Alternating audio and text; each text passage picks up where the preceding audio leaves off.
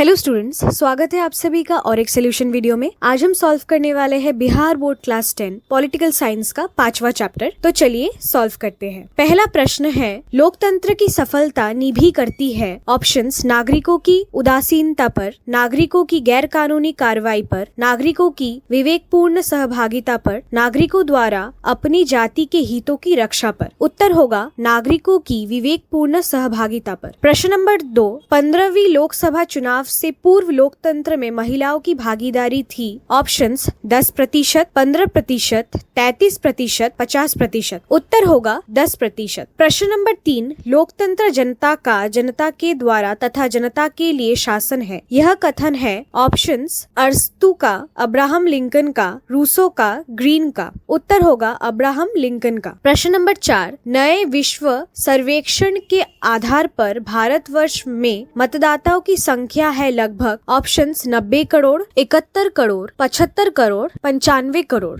उत्तर होगा 71 करोड़। प्रश्न नंबर 5, क्षेत्रवाद की भावना का एक परिणाम है ऑप्शंस अपने क्षेत्र से लगाव, राष्ट्रहित, राष्ट्रीय एकता, अलगाववाद। उत्तर होगा अलगाववाद। अब आते हैं रिक्त स्थान की पूर्ति पर। प्रश्न नंबर 1, भारतीय लोकतंत्र डैश लोकतंत्र है ऑप्शंस प्रतिनिधात्मक या एकात्मक। उत्तर होगा प्रतिनिधात्मक। प्रश्न नंबर 2, न्यायपालिका में डैश के प्रति निष्ठा होनी चाहिए। उत्तर होगा सत्य।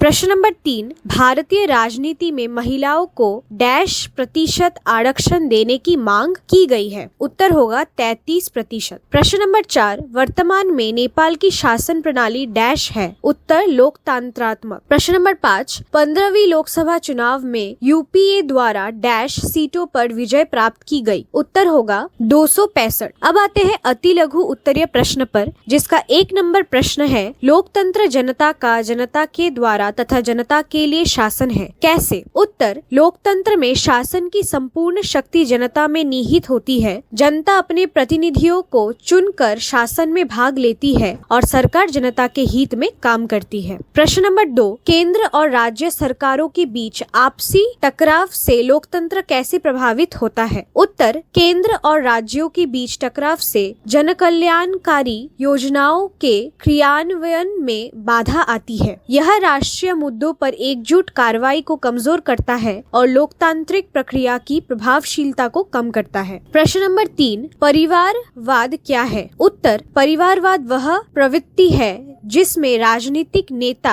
अपने परिवार के सदस्यों को पार्टी में महत्वपूर्ण पद या चुनावी टिकट देते हैं। यह लोकतांत्रिक प्रक्रिया को कमजोर करता है और योग्यता के आधार पर चयन को बाधित करता है। प्रश्न नंबर 4, आर्थिक अपराध का अर्थ स्पष्ट करें। उत्तर, आर्थिक अपराध वे गैर कानूनी गतिविधियां हैं जो आर्थिक लाभ के लिए की जाती है। इसमें भ्रष्टाचार, घूसखोरी, सरकारी धन का दुरुपयोग और वित्तीय धोखाधड़ी शामिल है। प्रश्न नंबर 5, सूचना का अधिकार कानून लोकतंत्र का रखवाला है। कैसे? उत्तर, सूचना का अधिकार कानून नागरिकों को सरकारी कामकाज की जानकारी प्राप्त करने का अधिकार देता है। यह पारदर्शिता बढ़ाता है, भ्रष्टाचार पर अंकुश लगाता है और सरकार को जनता के प्रति जवाबदेह बनाता है। अब आते हैं लघु उत्तरीय प्रश्न पर, जिसका 1 नंबर प्रश्न है, लोकतंत्र से क्या समझते हैं? उत्तर, लोकतंत्र एक शासन व्यवस्था है जिसमें सत्ता जनता में निहित होती है। इसमें नागरिक अपने प्रतिनिधियों को चुनकर शासन में भाग लेते हैं। अब्राहम लिंकन के अनुसार लोकतंत्र जनता का, जनता के लिए और जनता द्वारा शासन है। लोकतंत्र में सरकार जनता की इच्छाओं और आकांक्षाओं के अनुरूप काम करती है। यह केवल एक शासन प्रणाली नहीं बल्कि एक जीवन दर्शन भी है जो समानता, स्वतंत्रता और न्याय के मूल्यों पर आधारित है। प्रश्न नंबर 2, गठबंधन की राजनीति कैसे लोकतंत्र को प्रभावित करती है? उत्तर, गठबंधन की राजनीति लोकतंत्र को कई तरह से प्रभावित करती है। स्पष्ट बहुमत न होने पर छोटी पार्टियों का गठबंधन सरकार की स्थिरता को कमजोर कर सकता है। गठबंधन में शामिल दल अपने हितों को प्राथमिकता देते हैं, जिससे राष्ट्रीय हित पीछे हो सकता है। नीति निर्माण और कार्यान्वयन कार्यान्वयन में समझौते की आवश्यकता होती है, जो कभी कभी मजबूत निर्णय लेने की क्षमता को प्रभावित कर सकती है।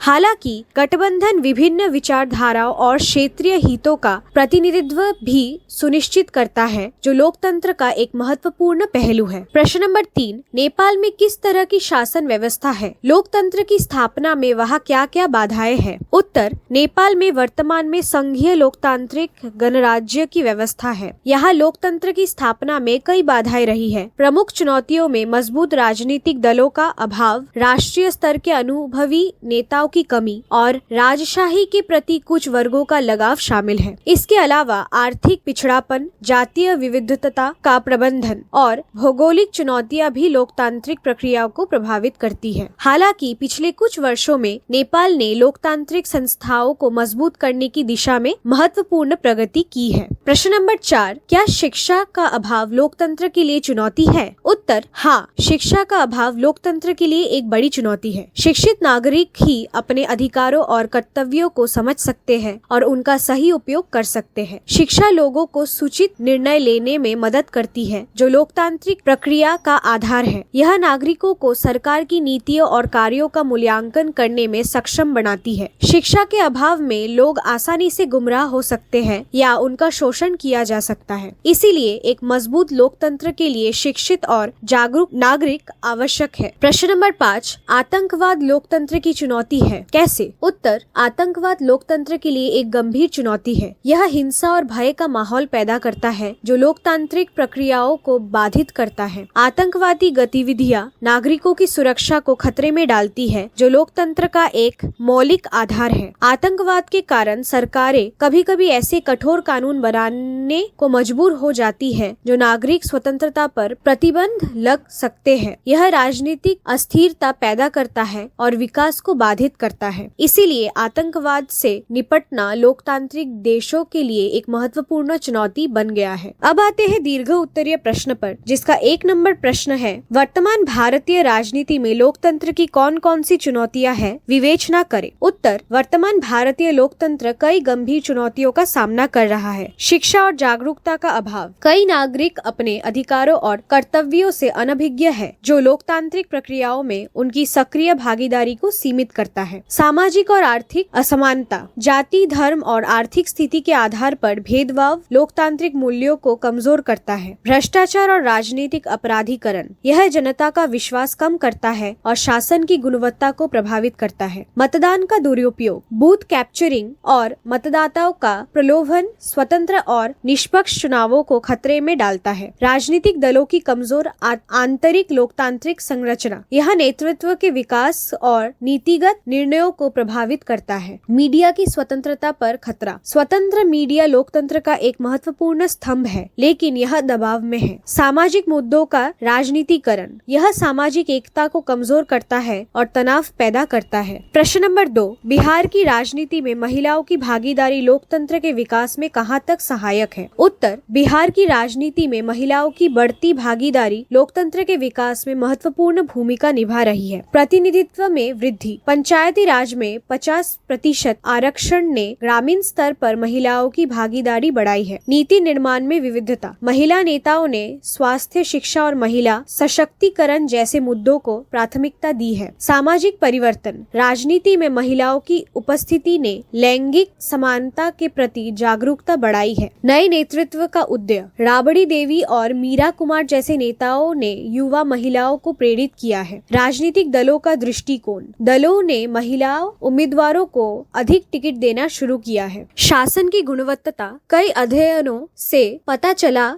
है कि महिला नेता भ्रष्टाचार कम करने में प्रभावी है। सामाजिक मुद्दों पर ध्यान, महिला नेताओं ने शिक्षा, स्वास्थ्य और बाल विकास जैसे क्षेत्रों पर विशेष ध्यान दिया है। प्रश्न नंबर 3, परिवारवाद और जातिवाद बिहार में किस तरह लोकतंत्र को प्रभावित करता है? उत्तर, बिहार में परिवारवाद और जातिवाद लोकतंत्र की जड़ों को गहराई से प्रभावित कर रहे हैं। ये दोनों प्रवृत्तियां राजनीतिक प्रक्रिया को विकृत कर रही है, जहां योग्यता और क्षमता की जगह पारिवारिक संबंध और जातीय पहचान महत्वपूर्ण हो गई है। राजनीतिक दल अक्सर टिकट बांटते समय इन्हीं कारकों को प्राथमिकता देते हैं, जिससे प्रतिभाशाली और नए नेताओं का उदय बाधित होता है। इसके परिणाम स्वरूप नीतिगत निर्णय भी व्यापक जनहित की बजाय विशिष्ट परिवारों या जातियों के हितों को ध्यान में रखकर लिए जाते हैं। जातिवाद समाज में विभाजन पैदा करता है और सामुदायिक तनाव को बढ़ावा देता है, जो लोकतांत्रिक मूल्यों के विपरीत है। परिवारवाद भाई भतीजावाद और भ्रष्टाचार को जन्म देता है, जो शासन की गुणवत्ता को प्रभावित करता है। इन प्रथाओं के कारण विकास का एजेंडा पीछे ढकेल दिया जाता है और समानता, न्याय जैसे लोकतांत्रिक सिद्धांत कमजोर होते हैं। इन चुनौतियों से निपटने के लिए राजनीतिक दलों में आंतरिक लोकतंत्र को मजबूत करने, शिक्षा में सुधार और जन जागरूकता बढ़ाने की आवश्यकता है, ताकि बिहार का लोकतंत्र अधिक सशक्त और प्रभावी बन सके। प्रश्न नंबर 4, क्या चुने हुए शासक लोकतंत्र में अपनी मर्जी से सब कुछ कर सकते हैं? उत्तर, लोकतंत्र में चुने हुए शासक अपनी मर्जी से सब कुछ नहीं कर सकते, क्योंकि उनकी शक्तियों पर कई प्रकार के नियंत्रण और संतुलन मौजूद है। सबसे पहले संविधान शासकों की शक्तियों को प्रभावित और सीमित करता है। वे संवैधानिक प्रावधानों का उल्लंघन नहीं कर सकते। इसके अलावा विधायिका संसद या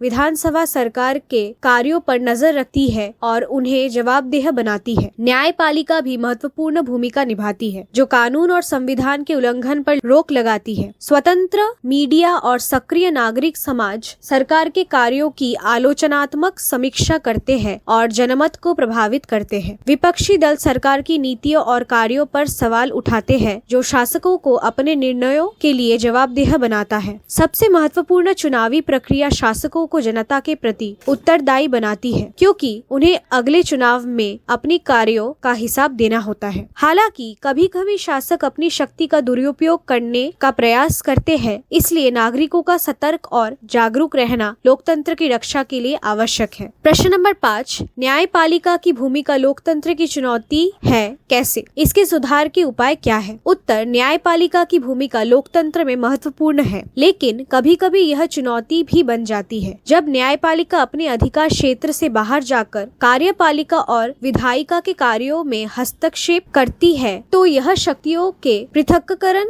के सिद्धांत को कमजोर करता है। न्यायिक सक्रियता जहां एक और नागरिक अधिकारों की रक्षा करती है, वहीं दूसरी ओर यह नीति निर्माण में अनावश्यक हस्तक्षेप का कारण भी बन सकती है। इसके अलावा न्यायिक नियुक्तियों में पारदर्शिता की कमी और मामलों के निपटारे में देरी भी चिंता का विषय है। इन चुनौतियों से निपटने के लिए कुछ सुधार आवश्यक है। पहला, न्यायिक जवाबदेही बढ़ानी चाहिए। दूसरा, न्यायाधीशों की नियुक्ति प्रक्रिया को अधिक पारदर्शी बनाना चाहिए। तीसरा, न्यायालयों में लंबित मामलों को कम करने के लिए प्रभावी उपाय किए जाने चाहिए। चौथा, न्यायपालिका और अन्य संवैधानिक संस्थाओं के बीच बेहतर समन्वय स्थापित किया जाना चाहिए। इन सुधारों से न्यायपालिका की प्रभावशीलता बढ़ेगी और लोकतंत्र मजबूत होगा। प्रश्न नंबर 6, आतंकवाद लोकतंत्र की चुनौती है, स्पष्ट करें। उत्तर, आतंकवाद वर्तमान समय में लोकतंत्र के लिए एक गंभीर चुनौती बन गया है। यह हिंसा और भय के माध्यम से राजनीतिक या धार्मिक लक्ष्यों को प्राप्त करने का प्रयास है, जो लोकतांत्रिक मूल्यों के विपरीत है। आतंकवाद लोकतंत्र को कई तरह से प्रभावित करता है। सबसे पहले यह नागरिकों की सुरक्षा और स्वतंत्रता को खतरे में डालता है, जो लोकतंत्र के मूल सिद्धांतों में से एक है। दूसरा, आतंकी